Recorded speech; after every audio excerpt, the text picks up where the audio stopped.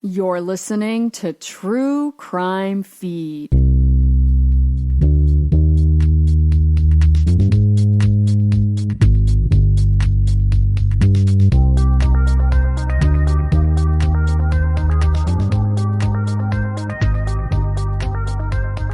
Welcome to True Crime Feed. I'm your host, Angela Ferrari, reviewing the best true crime podcasts from the past decade with a teensy bit of humor, plus my top 3 true crime picks of the week. Up first on the docket, here's a show from the archives I think you will really enjoy. Let's discuss the case for Witnessed Season 2, Friendly Fire. Here's a rundown from the show page. When a canine officer in the Scott County, Tennessee Sheriff's Department winds up shot at the hands of his partner, a grieving widow takes it upon herself to untangle the truth from the lies. Was it just a catastrophic accident or an intentional killing? As per usual, if you want to take your listening experience to the next level, go to thetruecrimefeed.com and sign up for my newsletter where I curate visual aids to accompany the show. This week, I put together a little law enforcement family tree to help you keep track of who's who in the Scott County Sheriff's Department because half the folks seem to be related. The podcast Witnessed is currently on their season 5, and I'll let you know my thoughts about the latest season later on in the show.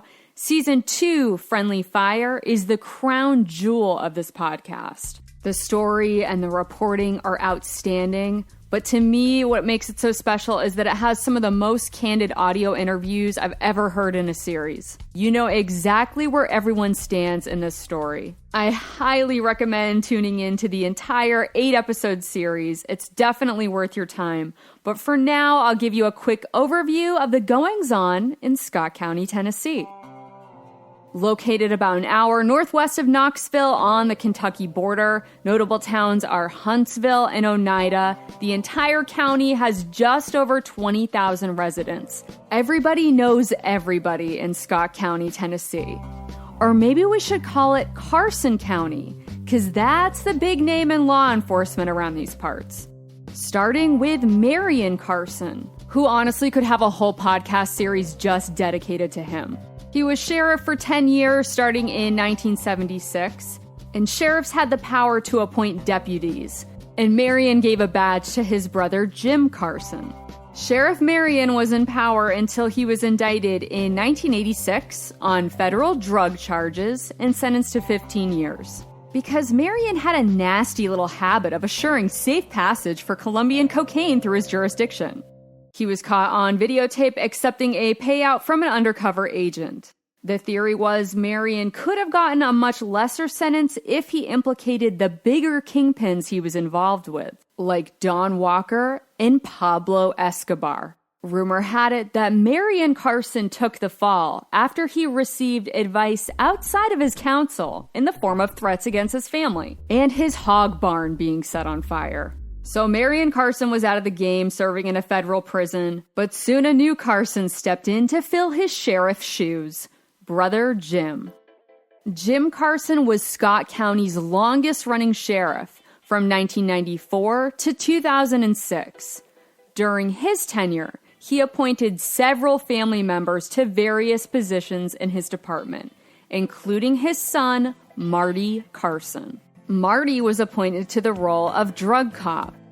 And besides his daddy being the sheriff, he had a lot of job security. Because in the early 2000s in backwoods North Tennessee's Scott County, the meth trade was a booming business. Picture the Andy Griffith Show meets Breaking Bad. Marty Carson was paired up with a canine officer named John Yancy. Unlike Marty, John spent years trying to earn his position as a police officer. John married his high school sweetheart Lori and first worked as a coal washer and became a volunteer deputy just after Lori gave birth to their first of 3 sons. So John worked as an unpaid deputy volunteer during nights and weekends, helping to fill in the gaps to support law enforcement. After a few years, John parlayed his volunteer role into a paid full-time position. He attended the police academy and within 5 years became a sergeant in the canine unit, where he was partnered with drug cop Marty Carson.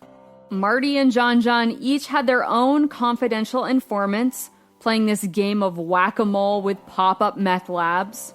Unlike other drugs, meth can be manufactured with everyday household products, such as brake fluid, acetone, cold medicine, and coffee filters. Like a demented Mr. Wizard science experiment.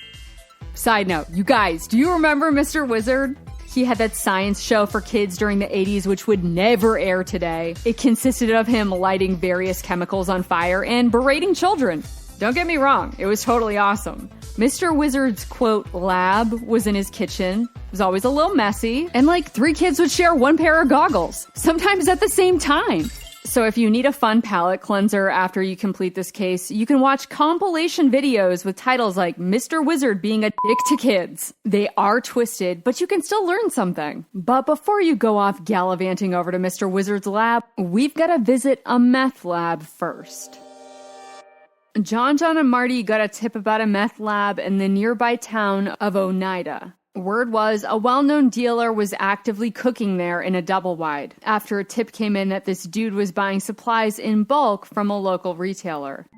So on Thanksgiving weekend in 2003, Marty Carson and John Yancy went to the home of a man named Ryan Clark to do a routine knock and talk. This is a common technique cops will use if they have suspicion of illegal activity but they don't have a warrant. Marty and John roll up to the trailer. There's also 2 deputies posted on the perimeter just in case they need backup. The homeowner named Ryan happens to be out in the yard while Marty knocks on the door, and a house guest named Nicole lets him inside.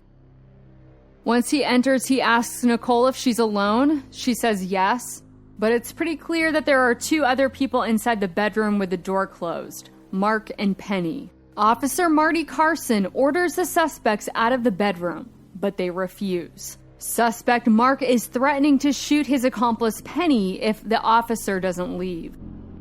Things get murky from here. At one point, Officer Marty ducks into the bathroom and closes the door. While Officer John enters the residence, a gun goes off. John says, "I've been hit." Marty comes out of the bathroom. Nicole comes out from around the corner. John was hit in his chest, just above his bulletproof vest, and he's slumping down towards the floor. Marty drags his fellow officer over to the living room to lay him out flat. He orders Nicole to get help and holler out for the backup officer Donnie, who's posted outside. Officer Donnie hears Nicole crying for help and races up to the deck. Marty goes outside to meet him. So the 2 officers are outside for a good 10 to 15 minutes, while Nicole is alone with John as he lay dying on the living room floor. Nicole held John's hand. She knew who he was. Like I said, everyone knows everyone in Scott County. The few times she had been pulled over by John, she remembered he was kind and fair. He had the reputation of being respectful, even if you were breaking the law. Nicole begged John not to die. She screamed for help. Each minute felt like an hour going by, but still nobody came. Eventually, Penny and Mark, who were still in the bedroom, carefully opened the door, tiptoed out of the room, walked over John's body, and snuck out of the house, somehow undetected by the other officers who were outside. Penny and Mark raced into the woods and hid out. Nicole was still waiting by herself, holding John's hand, when finally a rookie officer named Jeremy Cross was patrolling in the area. He hears Marty on the scanner shouting, "Officer down." So Jeremy races over to the location. He sees Marty outside and hears Nicole hysterically crying for help. Marty asks Officer Jeremy to go inside with him and help him clear the trailer. I'm sorry, does that not sound terrifying? You're a rookie cop and a fellow officer has just been shot by who you believe to be some crazed man yielding a shotgun, high on meth, and you've been instructed to go inside and clear the trailer? But when Officer Jeremy enters, he's surprised to discover it's just Nicole and John inside. It's also clear that no way was this small bullet wound to the chest made with a shotgun. Rookie Officer Jeremy tried to perform CPR, but it was no use. Paramedics finally arrive on the scene. At this point, John's skin is gray and getting cold to the touch. He's lost way too much blood to resuscitate him, and it was clear. John Yancy was dead.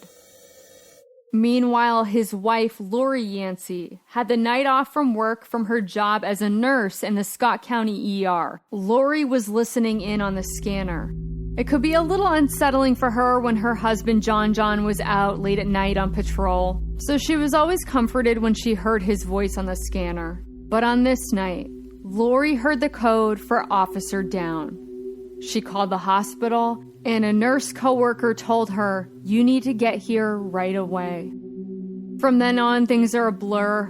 One moment, Lori is picking out a Christmas tree with her 3 boys, ages 3, 5, and 7. The next moment, she's driving to the hospital because her husband has been fatally shot in the line of duty. While Lori is racing over to the hospital, Nicole was still in the trailer, waiting to be questioned. The others who had been there that night, Ryan, Mark, and Penny, had fled, and there was a search going on. Officer Marty was outside in a patrol car with his daddy, Sheriff Jim Carson. So it was just Rookie Officer Jeremy who was alone inside with Nicole. At one point, Nicole asked him if she could use the bathroom. Jeremy allowed her to go. And when inside the bathroom, Nicole noticed a .357 Glock handgun had been placed behind the toilet, propped up, leaning against the wall. More officers were racing to the scene. Residents watched the cars zoom by their house and turned on their scanners. Word quickly got out that an officer had been shot and killed. Now everyone in Scott County wanted answers. Who did this? As the other officers gathered on the scene, they were instructed to be on the lookout for a man named Mark New. So who is Mark New, and what does he have to do with John's killing? As it turns out, absolutely nothing. That's right, Mark New has nothing to do with this story. He is as relevant to this case as your aunt's weird coleslaw at Thanksgiving dinner. I mean, seriously, Aunt Louise, who still uses Miracle Whip? Get with the program. Anyway, there was a man named Mark at the trailer that night, but his last name was Rector, not New. Mark New had no criminal record whatsoever. He owned a furniture store and sold used cars on the side.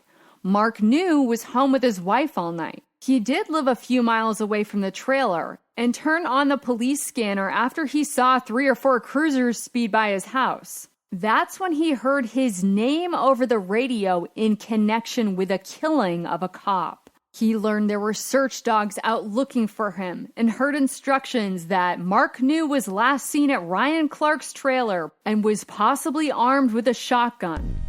Can you even imagine being in this situation? Like I said, Mark New was home all night. Now he and his wife are hearing this. They are absolutely terrified and didn't know what to do. Friends and family had their phone ringing off the hook. What is going on? Why are cops saying Mark shot a cop? Mark New braced himself for a barrage of police officers to come pound on his door. But hours went by, and no cop ever came. He managed to get a few hours of sleep that night, and the next morning he turned on the scanner.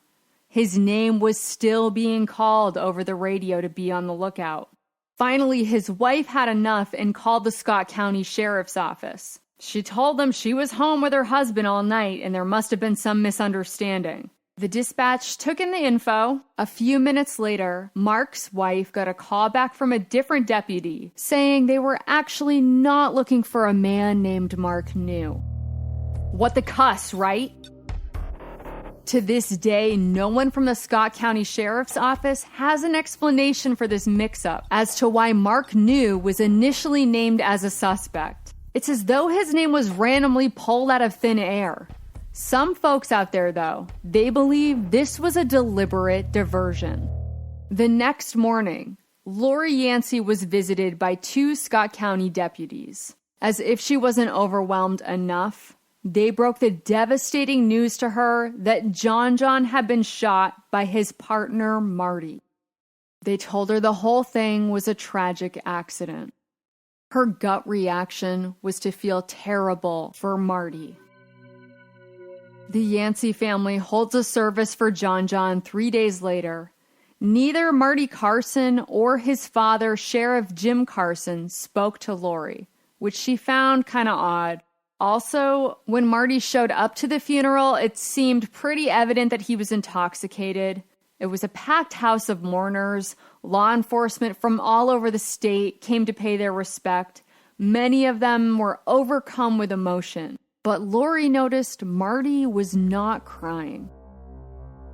The day after the funeral, the DA from Scott County held a press conference to set the record straight after there had been so much initial confusion. He announced that the whole incident had been a tragic accident. The 3 people who had fled the trailer that night, Mark Rector, Ryan Clark, and Penny Carpenter, had been found in the woods the morning after the shooting and apprehended, but no murder charges were filed against them. And none of them had been in possession of a shotgun.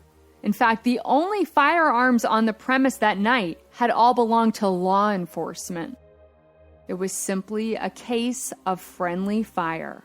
Marty had been cleared in the shooting of John Yancy. Less than a week after the killing, as far as Scott County was concerned, this case was closed. But the case was just beginning for Lori. This was all news to her. The fact that there was no shotgun, that it was a man named Mark Rector and not Mark New, had been present but unarmed the whole time. And the only shots fired came from Marty, but the whole thing was an accident? How could this be? Lori decides then and there she can't trust the word of the Scott County Sheriff's Department. Instead, she begins her own investigation. We'll get to her findings in just a moment, but first let's hear Marty's explanation. The Tennessee Bureau of Investigation conducted a formal interview with Marty 2 months after the shooting.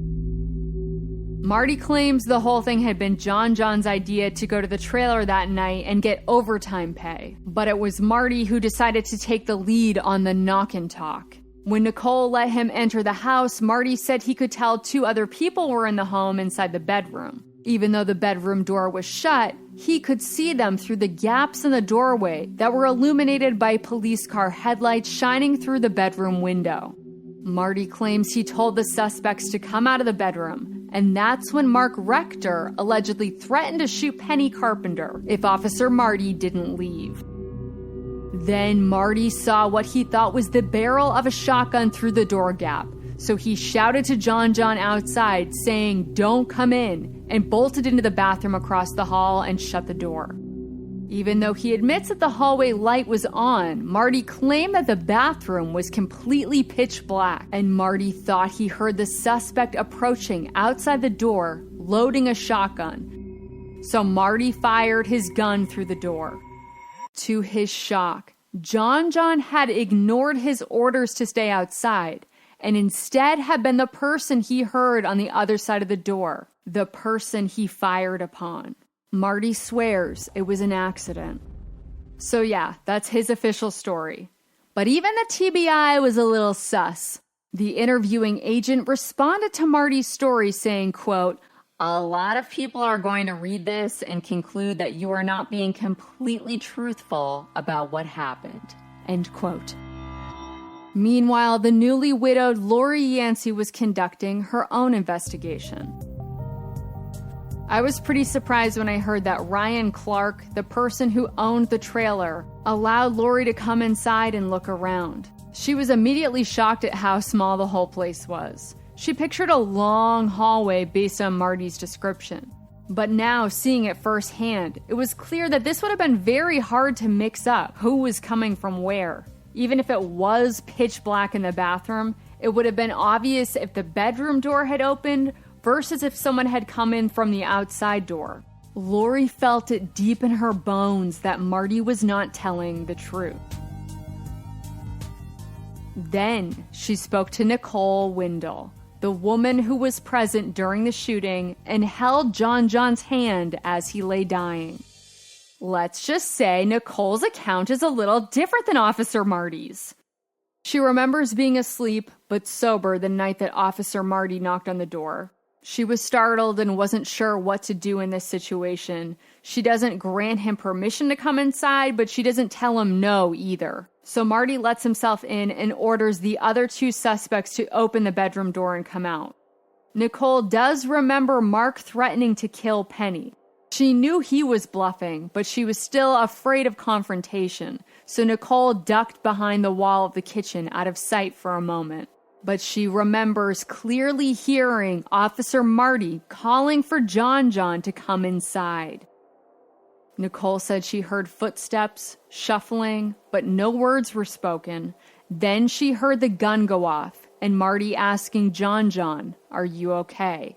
And John replying, "No, I've been shot." Nicole peeks around the corner and sees John bleeding and slumping down the wall. She remembers seeing Marty putting his gun back in his holster. Kind of odd if you know the suspects who you believed were armed and dangerous, they're still just on the other side of the bedroom door. From there, we know the rest. She called for Officer Donnie. Marty went out to meet him, so she was alone with John 10 to 15 minutes, waiting for help. Penny and Mark snuck out. Rookie Officer Jeremy showed up to the scene, followed by the ambulance. Officer Jeremy and Nicole were waiting in the trailer together when she goes into the bathroom and discovered the handgun propped behind the toilet. We know that part. But what I didn't tell you was that the handgun left behind in the bathroom belonged to John Yancy. What the flying fork, right? Now Lori feels certain that this was no accident and wants Marty and the Scott County Sheriff's Department held accountable for her husband's murder. But that's not going to be easy. The district attorney already made their assessment that this was an accident, so they're not going to go into battle with Lori and take the case to criminal court. Lori will need to take the case instead to civil court and hope enough new information emerges for the DA to change their mind and make this a criminal case. First, Lori needs a lawyer. She hires a local, and he's pretty nervous from the jump. I think he went and visited the trailer with her, but got spooked and decided he didn't want to touch this one. Kind of like Aunt Louise's signature Thanksgiving coleslaw. Oh, good God, she put raisins in it this year. I'd rather eat my own organs. Take the hint, Louise! Anyway, after her first lawyer doesn't pan out, Lori teams up with notorious Tennessee attorney Herb Monsier. It is now the winter of 2004, and they have every reason to believe that this was an intentional shooting. But what they don't have is a clear motive at this point. Lori knew that John had been complaining about Marty lately and no longer wanted to work with him.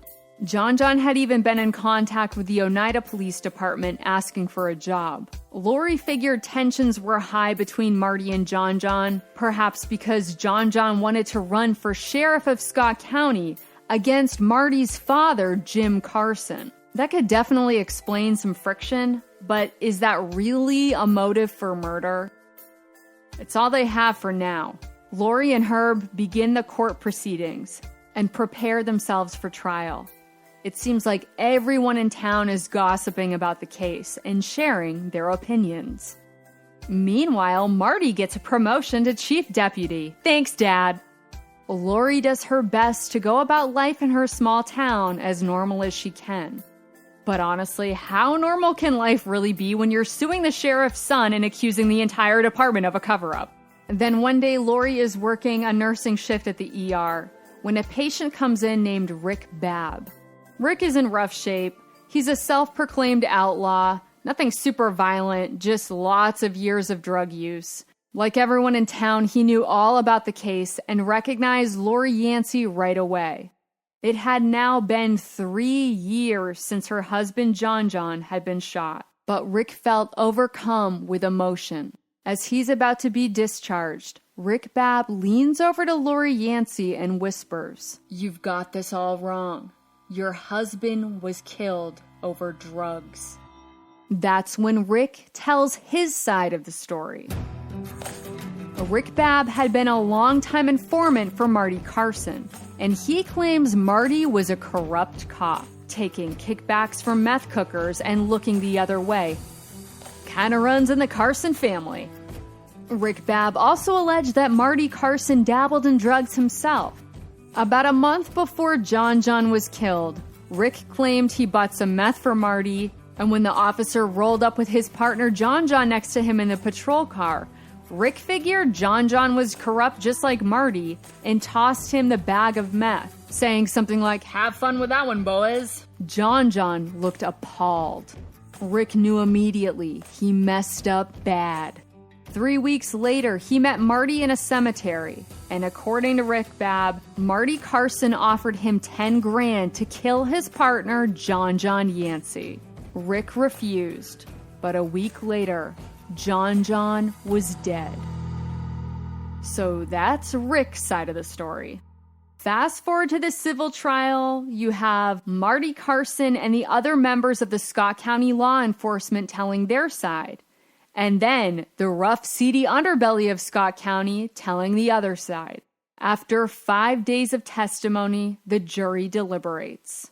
The burden of proof is much lower in a civil case based on the preponderance of evidence versus beyond a reasonable doubt. But still, this is a really tough case. The jurors deliberate only a few hours, then they come back with their verdict. They agreed with Lori that yes, Marty Carson, quote, intentionally or maliciously shot John Yancy. They awarded her $5 million in damages. She'd never actually see that money, though. I mean, how could Marty ever pay her that absorbent amount of money on just a cop salary? Unless he had a side hustle of some kind. Even though Marty Carson was found to be at fault in the civil trial, he was never brought up on criminal charges. But the people of Scott County were ready for a new sheriff. They voted Marty's dad, Jim Carson, out of office in 2006. And they also renamed the Scott County Park in the town of Huntsville to the John Yancy Memorial Park, with a welcome sign featuring a photo of John showing off his dimpled smile. Marty Carson died in 2021, and Lori Yancey is happily remarried. Also, guess what, you guys? My weird Aunt Louise is somehow now dating Mr. Wizard, and the two are enjoying spending time experimenting together in the kitchen. I'm very happy for them, but I'm also dreading what kind of abominable coleslaw they're going to be bringing over to Thanksgiving dinner. Yeah, dude, that was Witness Season 2 Friendly Fire, and there's so much more to this case. Like I said, it's absolutely worth hearing the folks involved share the story in their own words. Maybe you're going to be like me and shouting back at a particular interview, a member of the Scott County law enforcement denying the credibility of a person because they use drugs. The same agency that uses these same folks as informants when they need help making their cases. It's as rage-inducing as watching Aunt Louise roll up with a full Tupperware in hand. Dear God, no! This one seemed to bring out a lot of feelings in me today. How about you? Tell me all your thoughts about today's episode. You can email me directly at angela@thetruecrimefeed.com or join the True Crime Feed Facebook discussion group. Keep an open mind and be kind to fellow True Crime Feed friends. Stay tuned till after the break to hear my top 3 podcast power ranking of the week. Hey, True Crime Feed listeners, I have a teensy little ask of you. I need your help to grow my audience so I can keep the stories coming. So I'm asking you to take a moment and share True Crime Feed with 5 friends you think will enjoy the show. Like a fun, awesome pyramid scheme, but you still get to hang on to your money. Cool. And if you want extra gold stars, go to Apple Podcasts and write a review for True Crime Feed. I am an independent one-woman show, and you taking a moment to do this will help me grow and compete with the big networks out there. So thank you so much. Now back to the show. And we're back. You guys, I am so excited. This was like the best week ever in podcast land. I don't even have a miss this week. If anything, I can't narrow down a top 3. So instead, allow me to present 5 shows currently trending that I think are worth a listen. I present to you this week's podcast power ranking. 5, 4, 3, 2, 1. At the number 5 spot, we have The Wedding Scammer. Here's a rundown from the show page. Have you ever been scammed? In The Ringer's first true crime podcast, host Justin Sales tracks a mysterious figure who once wronged him. A man with a lot of aliases, a lot of failed businesses, and a trail of victims. Justin follows him through a sham media company, a series of ruined weddings, and beyond, trying to find answers. The police can't offer any help, but maybe he can. Currently on episode 4, this was a fun little road trip origin story episode. They visit the scammer's childhood home in Pennsylvania and hear directly from his father. It's a good fact-finding mission to further the story along. Nice to catch our breath a little bit because we know we're in for some wild shenanigans based on the coming up on teasers. So don't miss The Wedding Scammer. At the number 4 spot, we have Witnessed Season 5 Fade to Black. Here's a rundown from the show page. When LA screenwriter Gary DeVore mysteriously disappears in the summer of 1997, weird coincidences lead family and friends to believe he may have been a victim of foul play, possibly because of his mysterious ties to the CIA. Gary was on the way home from finishing his latest script, which was allegedly going to be based in part on real events that occurred during the American invasion of Panama. And that script vanished along with him and his vehicle.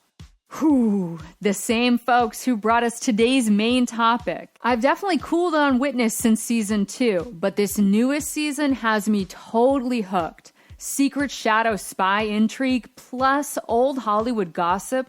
So far, so great with Witness Season 5 Fade to Black. At the number 3 spot, we have The Dream Season 3. Here's a reminder from the show page. Past seasons of this award-winning investigative podcast looked at pyramid schemes and the world of wellness. This season, we're getting to know the gurus and life coaches who claim they know the secret of living our best lives. Is it all in our mindset or our privilege? Or are we all under a spell? Yes, I know. Not all of you were into this season like I was, and many of you quit after episode 2. I totally get it. This season was a little uneven. However, you have to listen to episode 9, titled Coaching the Uncoachable. No spoilers here, but just trust me, it's totally bananas. A standalone episode, you've got to hear this one for yourself. Again, that's The Dream Season 3, Episode 9. At the number 2 spot, we have Ghost Story. Here's a summary from the show page. Host Tristan Redman is a seasoned journalist who doesn't believe in ghosts, but weird things happened in the bedroom he lived in as a teenager. When he discovers years later that subsequent occupants of the same house have been visited by the ghost of a faceless woman, he is curious because it just so happens that Tristan's childhood home is right next door to the house where his wife's great-grandmother, Naomi Yancey, was murdered in 1937, killed by 2 gunshots to the face. Could there be a connection between the ghost and the murder? Tristan decides to investigate and soon finds himself going where no son-in-law should go, deep into his wife's family history, asking questions no one wants answered. Again with this show, I keep going back and forth on who I think the killer is. But by the end of episode 5, I'm pretty sure I've made up my mind. Maybe. I don't know. But I do know for certain I love me some Ghost Story. And at the number 1 spot, we have Search Engine and PJ Votes 2-part series titled Why did I take speed for 20 years? Here's the gist. Host PJ was one of the millions of millennials given prescription stimulants to treat ADHD, and he decides to quit. And afterwards wonders, how did these drugs become so popular so fast? In the first part, we learn the story of the amphetamine's birth, life, death, and rebirth in America. Then in part 2, PJ approaches the question from a different angle. We meet a doctor who spent 2 decades convinced that her brain does not work correctly and who struggled to find someone who believed her. Like Search Engine's 2-part series on fentanyl, this is required listening. We all have a personal connection to this story, whether ourselves or someone we know. I promise you, though, you're going to be appalled how much you don't know about this topic. An exceptional podcast like this one will allow you to connect with an individual human experience and give you a deeper understanding. I appreciate the hard work, research, and respect that went into this story, and I have so much gratitude to PJ and his guest Bianca for being open with their experience. An absolute standout from Search Engine. Give it a listen and share it with your friends. Find out next week who will be in the #1 spot and let me know what trending shows are in your top 5. I'll meet you back here next week to dust off another superb true crime show from the archive for your next feeding fix.